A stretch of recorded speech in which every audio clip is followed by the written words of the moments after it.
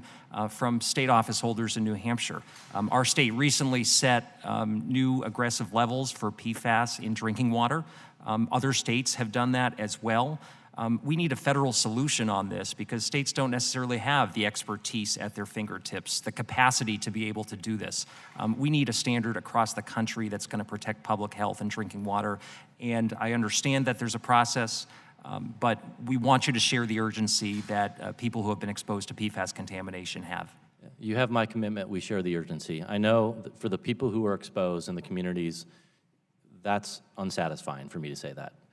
But I can tell you, based on the career team, the scientists and the regulators that we have working on it, they have an urgency. They're working on it holistically, not just in the drinking water program, but in our Office of Lands and Emergency Management and our TSCA program. It is an agency-wide initiative. It is a core principle of the Administrator Wheeler to push forward on PFAS, and we're doing everything we can as quickly as we can. We understand there's frustration that sometimes the federal bureaucracy is part of it is Safe Drinking Water Act, for example, was established to make sure that we engage with our stakeholders, engage with our scientists and our advisory boards.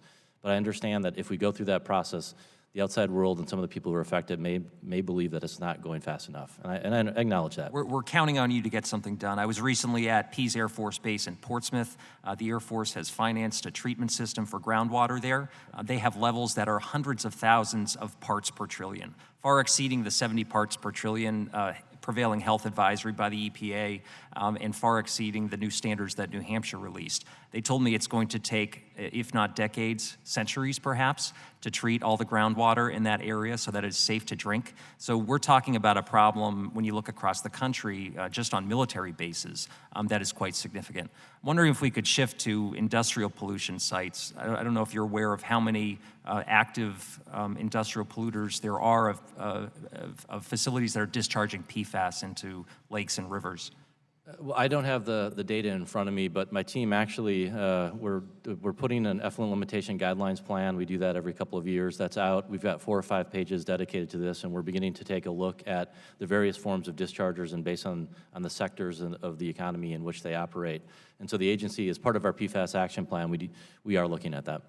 So experts estimate there are about 500,000 active industrial facilities that are discharging PFAS into lakes and rivers and bodies of water in this country.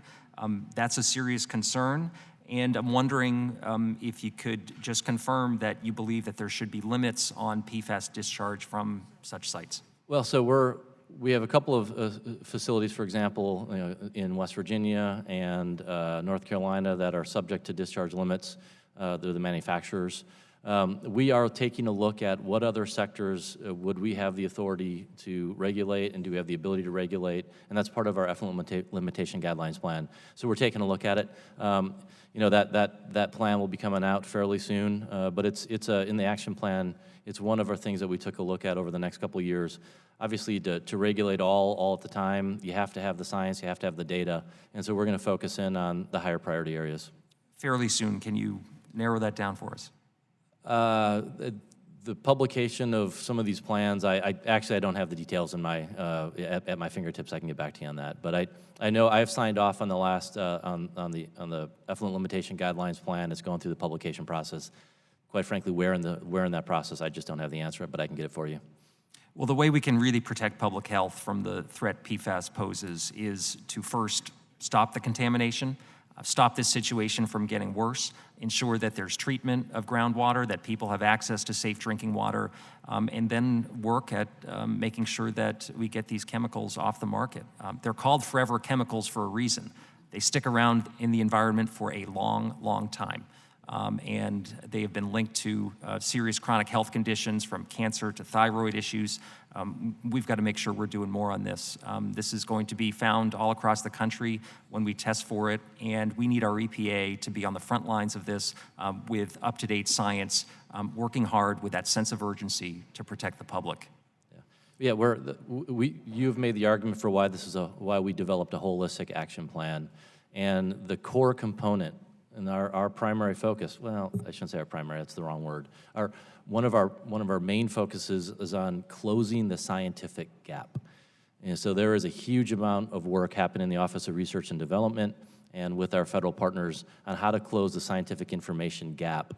and we're also working on trying to figure out ways to identify more chemicals in basically environmental media. And so all of that is happening as part of our action plan. And if we were just laser focused on one issue, we would ignore the holistic picture. Thank you. I yield back. Thank you, Mr. Pappas. The chair now recognizes Representative